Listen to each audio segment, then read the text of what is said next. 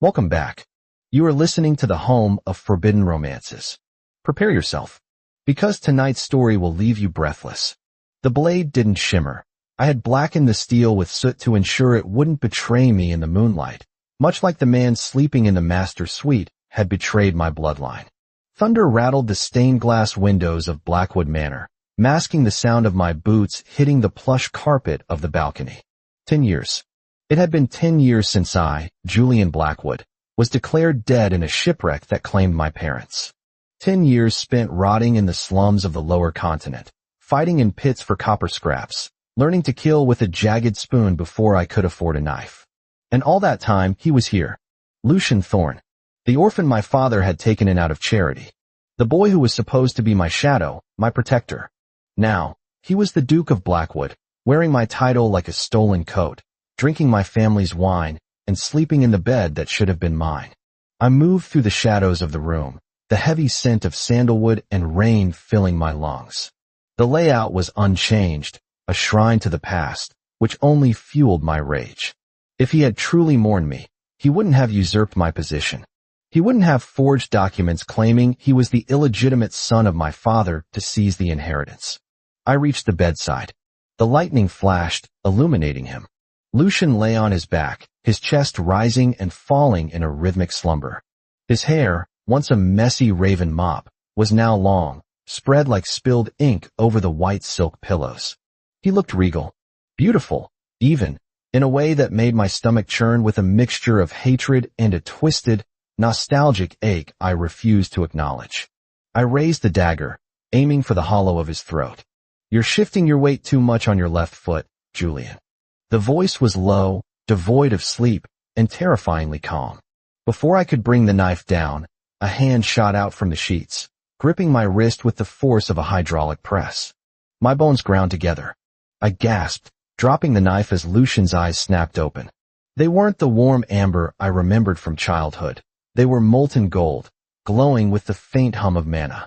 "I see the slums haven't dulled your impulsive streak," Lucian drawled, pulling me down. The world spun. I tried to twist, to use the momentum to throw him, a move I perfected in the fighting pits. But Lucian knew the counter. He had taught me the counter. In a blur of motion, I was flipped onto my back, pinned against the mattress with Lucian straddling my waist, his weight crushing the air from my lungs. "Get off me, you usurper." I spat, thrashing against his hold. "I've come to take back what's mine." Lucian looked down at me, his expression unreadable, a marble statue brought to terrifying life. He didn't look threatened. He looked relieved. "Finally," he whispered, his thumb grazing my jawline, ignoring the way I tried to bite him. "I was beginning to think the reports of your survival were exaggerated." "You knew?" I snarled, my hands pinned above my head by his grip. "You knew I was alive, and you left me there? To rot." "I couldn't leave the estate, Julian," he said, his voice dropping an octave, vibrating through his chest against mine.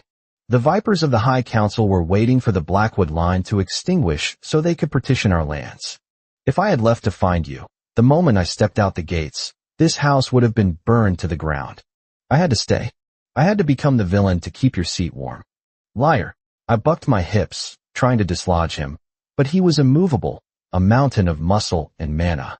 "You stole my name. You stole my life." "I protected your life," he corrected sharply, his eyes narrowing. "And now that you've returned, do you think I'm just going to hand you a sword and let you get yourself killed by the council? You are reckless. You are untamed. And you are legally dead." He leaned closer, his lips brushing the shell of my ear, sending a shiver of involuntary heat down my spine that betrayed my anger. "You came to fight for your name, Julian? Fine. But you won't leave this room until you understand the weight of it." With a fluid motion, he reached toward the headboard. I expected a weapon. Instead, I heard the ominous clink of metal. Before I could process what was happening, cold steel snapped around my right wrist, then my left. He secured the chains to the gilded posts of the headboard. My headboard. "What are you doing?" Panic flared in my chest, primal and sharp. "Lucian, release me." He sat back, admiring his handiwork. I was splayed open before him, defenseless, the rightful heir reduced to a prisoner in his own inheritance. The dynamic had shifted so violently I had whiplash. You wanted to break into the lion's den, Lucian said softly, tracing a finger down the center of my chest, over the rough fabric of my tunic. Now you have to live with the lion. This is madness, I hissed, pulling at the chains. They were reinforced with dampening runes. My own limited mana flickered and died against the metal. The servants will find me. The guards are loyal to me, Lucian finished. They won't enter this room unless I command it. You are a ghost, Julian. And ghosts haunt houses. They don't walk out the front door. He stood up, walking to a side table to pour a glass of wine. The casual arrogance of it made my blood boil.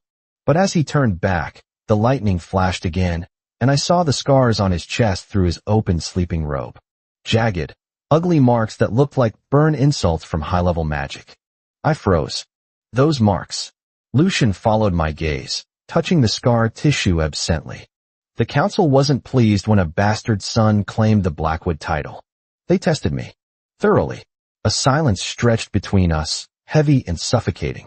My anger was a roaring fire, but the oxygen feeding it, the belief that Lucian had lived a life of luxury while I suffered, was suddenly choked.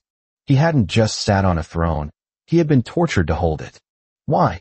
I asked, my voice cracking. Why go through that for a dead boy? Lucian walked back to the bed, setting the wine down. He crawled over me again, but slower this time, less like a combatant and more like a predator inspecting a prize he had waited a lifetime to claim. He braced his hands on either side of my head, trapping me in a cage of his limbs. Because, he murmured, his gaze dropping to my lips, even as children, I never intended to serve anyone but you. If I had to become a monster to save your kingdom, so be it. But now that you're back, I'm not the same servant boy who followed you around like a puppy. I've tasted power, Julian. I've held this house together with blood and lies. He leaned down, his nose brushing against mine. The intimacy was overwhelming, suffocating, intoxicating. I will give you your title back, he promised, his voice a velvet threat. We will destroy the council together. But in here, behind these doors, he kissed the corner of my mouth, a soft, testing touch that sent a jolt of electricity straight to my groin. I should have turned away.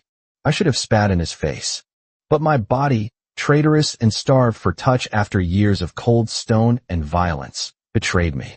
I gasped, and he took advantage, deepening the kiss, claiming my mouth with the same ruthless efficiency he had used to claim my estate. It was a kiss of possession. It tasted of wine and dark magic. It was a seal on a contract I hadn't signed. He pulled back just an inch, his eyes dark with hunger. In here, you belong to me. You wanted to fight? We can fight. But the loser stays in these chains until morning. I glared up at him, my heart hammering against my ribs like a trapped bird. The line between hatred and desire had been blurred so thoroughly I couldn't see it anymore. I tugged at the chains, the metal biting into my skin, grounding me in the reality of my predicament. And if I win? I challenged, though my voice lacked the bite it had 10 minutes ago. Lucian smiled, a rare, genuine expression that transformed his harsh features into something breathtakingly dangerous. If you win, Julian, you can chain me up. He blew out the candle, plunging the room into darkness, save for the lightning that promised a storm was just beginning. The weeks that followed were a blur of political intrigue and private wars. Lucian wasn't lying about the council. The moment rumors of a distant cousin visiting Blackwood Manor surfaced, the cover story Lucian concocted for me, the vultures began to circle. I was forced to play the role of a feckless relative, a mute bystander while Lucian navigated the treacherous waters of noble politics. It was infuriating. I watched from the shadows of the ballroom as he charmed the matriarch of House Vane, a woman known for poisoning her rivals. I watched him deflection accusations of fraud with a silver tongue and a cold smile. But at night, the dynamic inverted. The master bedroom became our battleground. I was no longer the mute cousin. I was Julian Blackwood, the survivor of the pits. And Lucian was the only man strong enough to handle me. He kept his word. He didn't keep me chained constantly, only when my temper threatened to undo his plans. But the chains became symbolic, a reminder of the tether between us. We argued over strategy, screaming until our throats were raw, destroying the expensive furniture in fits of passion that inevitably turned physical. One evening, After a disastrous dinner party where a council member had insulted my late father, I stormed into the suite, ready to burn the world down. "They are laughing at us," I shouted, sweeping a vase off the mantel. It shattered, the sound satisfyingly sharp. "We should kill them all tonight. Why do we wait?" Lucian was sitting in the armchair by the fire, reading a dossier.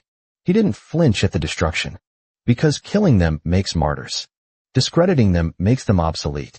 "You think like a soldier, Julian. You need to think like a king." "I am not a king," I yelled, marching toward him. "I am a ghost in my own home because of you." I grabbed him by the lapels of his velvet coat, hauling him up. "Stop treating me like a piece on your board." Lucian looked at me, his expression tired. For the first time, I saw the exhaustion beneath the mask. The dark circles, the tremor in his hand. "I treat you like the most valuable thing I own," he said quietly. "I am not a thing to be owned, aren't you?" Lucian countered, his voice rising. "Who kept your name alive? Who kept your fortune intact? Who remembers the way you take your tea, the way you sleep on your left side, the way you mourn?" He shoved me back, his composure cracking. "I have lived every day of the last 10 years for you. My soul is not my own. It is yours. So why is it so hard for you to accept that yours might belong to me?" The raw honesty of it stunned me. I let go of him, stepping back. "Lucian, I love you." He spat the words out like a curse. "I loved you when we were children, and I loved you when I thought you were dead. And now that you are here, I am terrified. Because I know you, Julian. You will burn yourself out to get revenge. And I won't let you." He moved faster than I could track. He grabbed my wrist, twisting me around and pinning me against the wall. "I will chain you to this bed for 1,000 years if it means keeping you alive," he hissed into my neck. This time, I didn't fight. The rage drained out of me, replaced by a profound sorrow for the years we had lost, and a burning need to bridge the gap. "Then do it," I whispered. Lucian froze. "Chain me," I said, turning my head to look him in the eye. "But you stay with me. No more masks. No more Duke and cousin. Just us." His grip softened, his hand moving to caress my cheek. Just us. That night, there were no chains of metal. Only the tangle of our limbs, the desperate, feverish reclaiming of lost time. I learned every scar on his body, and he worshipped every bruise on mine. We were two broken halves of a whole, fused together by trauma and desire. The climax came 3 months later, at the winter solstice ball. We had gathered enough evidence to expose the High Council for treason against the crown. The plan was simple. Lucian would present the documents to the Royal Inquisitor during the main toast, and I would reveal my identity, stepping out from the shadows to claim my birthright. But the council struck first. As the orchestra began a waltz, I saw the flash of a spell circle beneath Lucian's feet. "Lucian!" I screamed, breaking protocol. I dove across the marble floor, tackling him just as the explosion detonated. The force of the blast threw us into the banquet table. Glass and silverware rained down like deadly confetti. My ears rang. The room was screaming. I looked down. Lucian was unconscious, blood trickling from his temple. "No," I gasped, shaking him. "No, you don't get to leave me. Not after everything." I stood up, drawing the hidden short swords I had strapped beneath my formal coat. The smoke cleared, revealing 3 assassins in the livery of the High Council, wands raised. "The spare is alive," one of them sneered. "Finish them both." They thought they were facing a pampered noble. They didn't know they were facing the demon of the southern pits. I moved on instinct. The first assassin fell before he could finish his incantation, my blade severing the tendons in his wand arm. The second tried to blast me with fire, but I slid under the table, coming up behind him to drive my sword through his kidney. The third, the leader, backed away, terror dawning in his eyes. "Who are you?" he stammered. I stepped over the bodies of his comrades, my face splattered with blood, my eyes burning with a cold fury that mirrored Lucian's. "I am Julian Blackwood," I announced, my voice carrying over the silence of the horrified crowd. "And you have touched what is mine." I didn't kill him. I crippled him, leaving him alive to confess everything to the Inquisitor who had just burst through the doors with the Royal Guard. As the guards secured the room, I dropped my weapons and fell to my knees beside Lucian. He was stirring, groaning in pain. "Julian," he rasped, his eyes fluttering open. "I'm here," I choked out, gripping his hand. "I'm here. We won." He looked around at the carnage, then back at me, a weak smirk tugging at his lips. You made a mess, he whispered. I'll clean it up, I promised, pressing my forehead to his. We'll clean it up together. The restoration of House Blackwood was swift. With the council exposed and my identity verified by the Royal Inquisitor, our enemies scattered like roaches in the light. I was reinstated as the Duke. But the first decree I signed was one of joint governance. There would be no sole ruler of Blackwood. Tonight, the manor is quiet. The storm has passed. I walk into the master bedroom. Lucian is already there, sitting on the edge of the bed, waiting. He looks healthy again, the wounds from the assassination attempt fully healed. I walk over to him, stopping between his spread knees. He looks up at me, that familiar possessive glint in his gold eyes. My lord, he teases, his hands resting on my hips. My Duke, I reply, leaning down to kiss him. He pulls back, reaching into the drawer of the nightstand. He pulls out the golden manicuffs. You've been working too hard, Julian, he says softly. Running an estate is stressful. You need to rest. I look at the cuffs, then at him. The power dynamic has settled into a perfect, dangerous equilibrium. I am the lord of the house, but in this bed, I am his. And he is mine to command. Mostly, I extend my wrists. Only if you join me, I say. Lucian smiles, the click of the lock echoing through the silent room like a heartbeat. Always. And that is how the viper tamed the wolf, not by breaking his spirit, but by binding their souls together in the dark. If you enjoyed seeing Julian finally take control of his destiny while submitting to his desires, destroy that like button. And tell me in the comments, would you forgive a lover who stole your identity to save your life? Or is that a betrayal too deep to heal? I'll be reading your answers. Subscribe for the next chapter. Until then.